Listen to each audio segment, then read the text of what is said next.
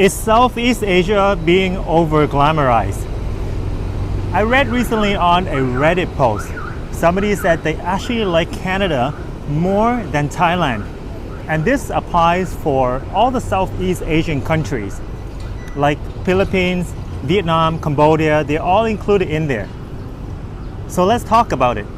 Is the West actually better than Southeast Asia? Are people over-glamorizing it? If you guys are living in the US or Canada, right now is winter, very cold. So a lot of people come here for oftentimes a short vacation because let's face it, we all have to eat. We all have bills, so we have to go to work. And for that reason, we only have about a week or two for vacation before returning to the rat race. Therefore, when you're here, you absolutely love it because you don't have to work. You're just here to enjoy and spend the money that you earn the other 50 weeks of the year. So of course, you can eat at the fancy places, go have fun, watch the sunset, go hiking, and meet a lot of other people who are also in a good mood because they're here traveling as well. But what if you're living here for the long term? If you're looking to relocate here, perhaps start a family, meet the woman who is the other half, and have a complete life here. Will it be as beautiful, serene, and picture perfect as you imagine? Let's dive into this.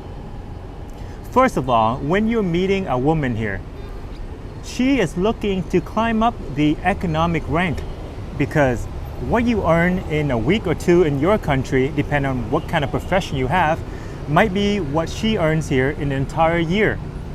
So when you come back here, the currency difference allow you to climb up the economic rank as well.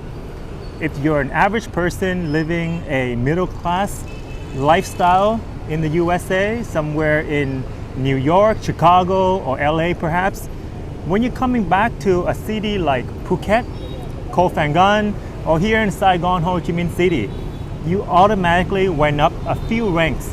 You're able to enjoy the very beautiful restaurants, sometimes the finest that the city has to offer. All you have to do is spend under $100. For a similar meal in the US, you might be spending 3-4 times as much.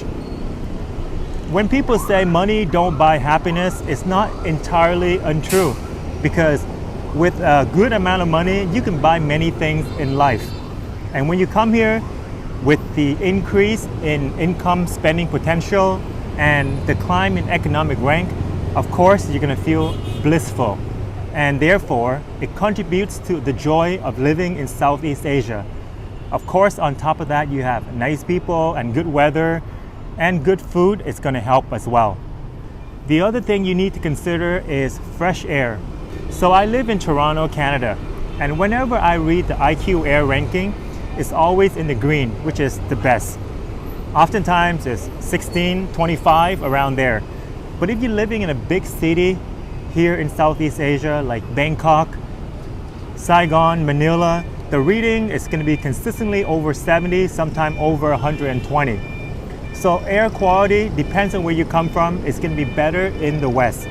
Even if you're living on an island like Koh Samui, it's going to be affected somewhat by, for example, the burning season that's happening right now in northern Thailand. And there's a lot of pollution that will carry down with the wind into the islands. And that's going to affect you, especially if you have breathing problem or asthma or something like that. So that is something to consider if fresh air and breathing quality is an issue and something that is important to you. Another issue arises is when you're not completely accepted by society here. Yes, you're a foreigner, and whenever you go out, people are gonna accept you. They're gonna try to be nice to you because they know that you don't know your way around and you don't know the language. However, this nicety may wear off if you don't have the money or the spending power. Imagine you're walking around and you're not spending any money. Are people gonna continuously be nice to you? Do you notice that oftentimes they're trying to invite you into the shop to get a massage or to buy something or use their service for a tour or something like that? And if it's a woman, maybe she looks at you as a way out. Like I said, her earning potential is much less in her country than maybe where you come from. So assuming that is the case, if she marries you and she gets to go to a different country, she can change her economic ranking as well as her entire family, because she can send money back, or with her green card, she can bring her entire family over and change the course of the entire family.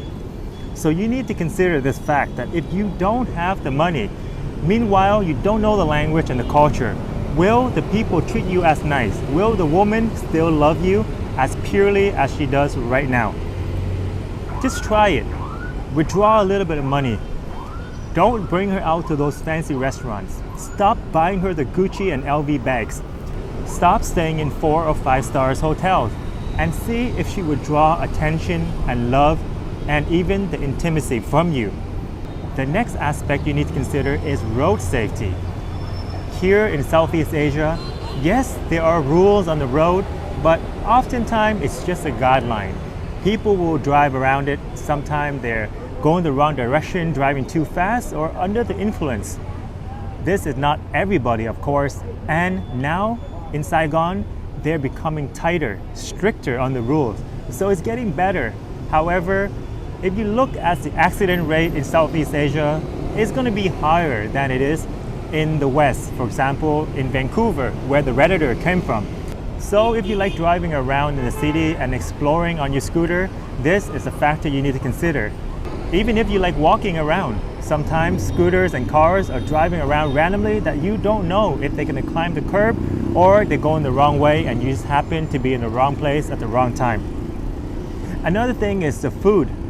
Food in Southeast Asia, especially in tourist areas, are often very concentrated with oil. Everything is fried, and sometimes they put too much ingredients like sugar, salt, and other spices that might not be clean or healthy for you. A lot of people say healthcare is better in developed countries, even free in Canada. However, if you have money and you buy an insurance plan, it's going to be faster and more accessible in bigger cities like Bangkok, Manila, and even Saigon here. You can go to private healthcare and they'll take care of you. You don't have to wait in line.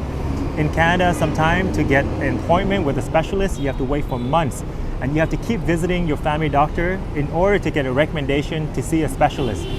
And if there's an emergency, you have to wait because there's so many people using that service because it's free. And they have a system to say who goes in first and who goes in second.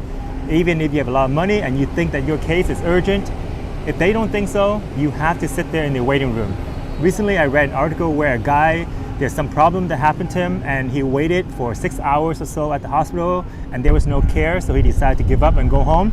And he actually sadly passed away after that. So here in Southeast Asia, even though you don't think that healthcare is as good or you have to pay for it, but sometimes everything that's free is not necessarily better. One thing that a lot of people argue on that I cannot go against, that is the weather. Especially in Canada, it's too cold, and if you guys like this kind of climate in Southeast Asia, then that could be a big factor because 5 or 6 months a year might be wasted if you don't like colder temperature. So here in Southeast Asia, even though there are some months that's going to rain a lot, but that's better than getting frostbite and having to drive through the snow. The last thing I'll touch upon is dating.